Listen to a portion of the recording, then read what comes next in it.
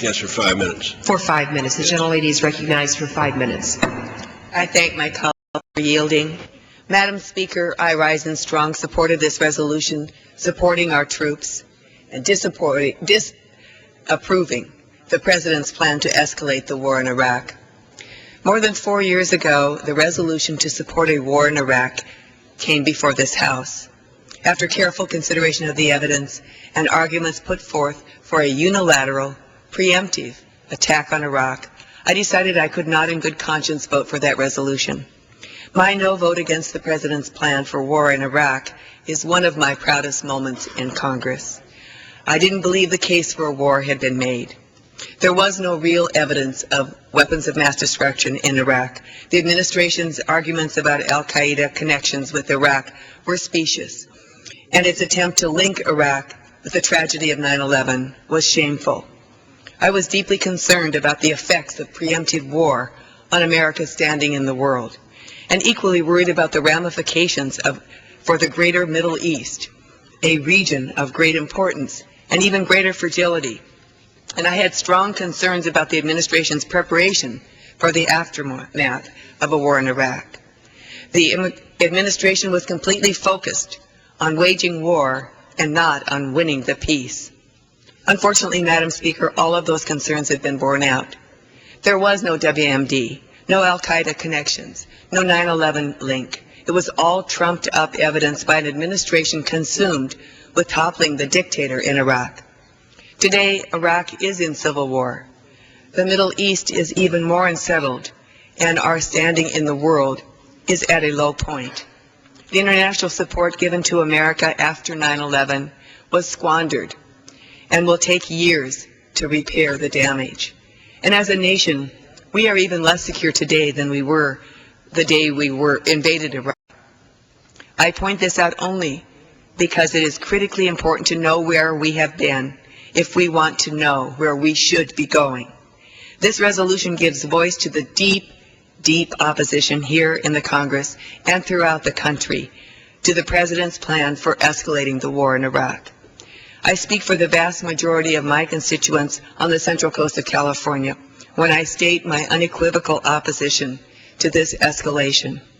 The administration's plan looks like more of the same failed policies that got us here in the first place. It is a plan based more on hope than on fact, buttressed by hysterical rhetoric. It is a plan opposed by numerous military leaders and experts. It is, quite frankly, simply not believable. The recent national intelligence estimate makes it perfectly clear that the President's grand plan is just never going to work. The resolution here before us puts Congress on record against the proposition that success will come only after more troops are thrown into battle.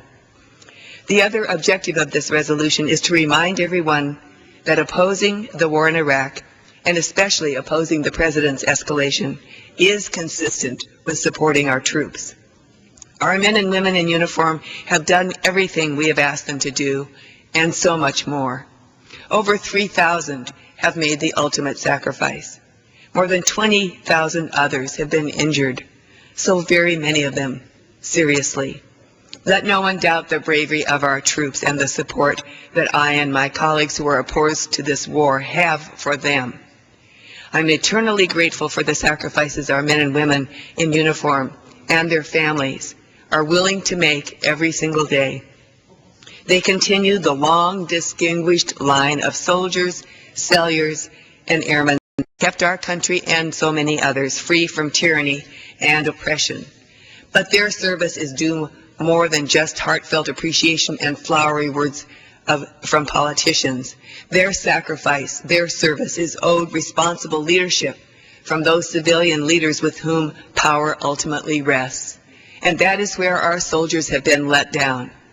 This administration has taken arrogance, stubbornness, and incompetence to new heights. It ignored the advice of military experts leading up to and throughout this war. It stocked reconstruction teams with political hacks, and it brushed off the indisputable reality of Iraq in a meltdown. It dismissed the considered opinion of the Iraqi study group, the Congress, most importantly, the American people. Make no mistake, the failure of the war in Iraq lies at the highest levels of the White House and at the desks of the Pentagon civilian leadership. And the cost of that failure is borne by our troops, their families, and the Iraqi people. It is time for the administration to stop obfuscating the conditions on the ground in Iraq, stop the charade about so-called new plans that will finally bring success in Iraq. Madam Speaker, it's time to stop the war in Iraq. Support the troops indeed. Bring them home. Gentlelady's time is